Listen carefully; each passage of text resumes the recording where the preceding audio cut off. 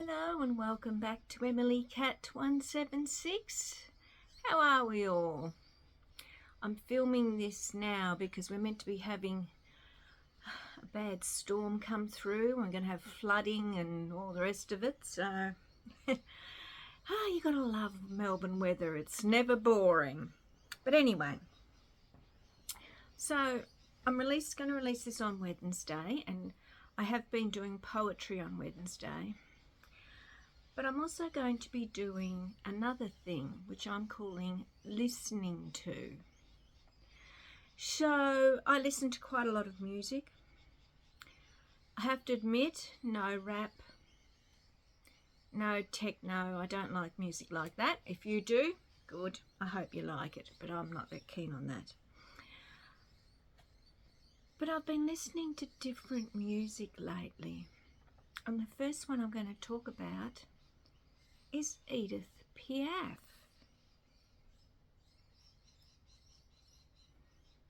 She was only 47 when she died in 1964. But I have been listening to her music.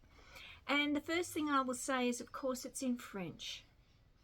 I don't understand the French.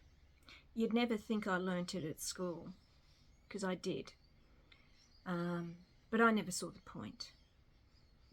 In a small country town in Victoria, in Australia, why are we learning French? Why weren't we learning Indonesian, Japanese? Well, the reason we learnt it, because that was the only teacher they could get. Because it was a small school. It was a very small school I went through.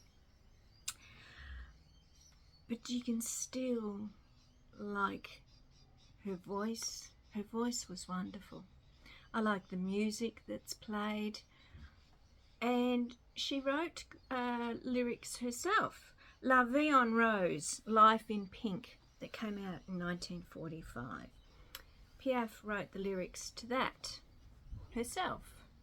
Sorry, I should get comfortable, shouldn't I? Louis Guy. I can't even do a French accent, can I? They did the music for that one. She's probably best known for Non, je ne regrette rien. And there you go, I've just butchered the French accent again. She didn't write that one. And that one came out in 1960. But what a voice she had. I think she started quite young, as a lot of them do. I think she's considered a national treasure in France. Or if not, she should be, because, oh, what a performance. What a performer, I should say. I thought her voice was beautiful. And to me, it did conjure up the sounds of Paris in the, 40s, 50s, 60s. And because I really like the music from the 1920s, and I really like Bix Beiderbecke, who of course was a wonderful jazz player. But this was I mean, of course I knew of her. I think so many people know her, but I'd never actually listened to her music. And this past week, I have actually been listening to her music, and I like it.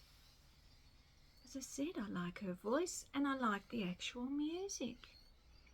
I have been to France. I did like France, and you listen to her music, and you can imagine sitting in a little apartment in France, in Paris, listening to this.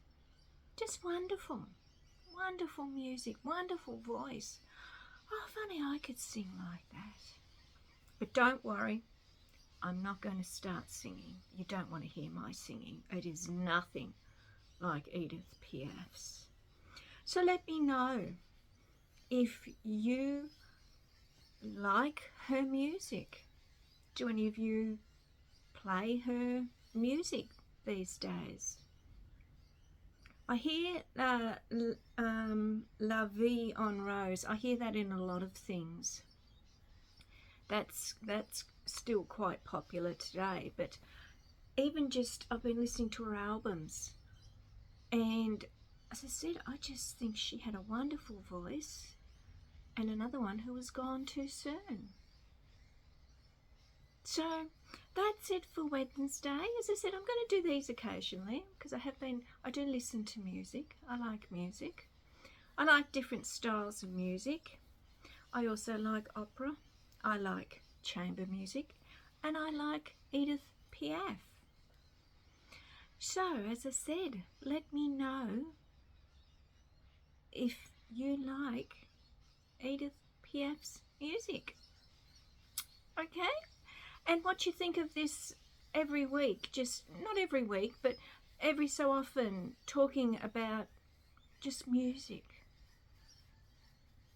I just thought, yeah, I do listen to music, so I'm going to actually talk about it.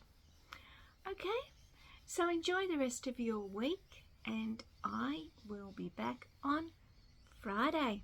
Okay, bye.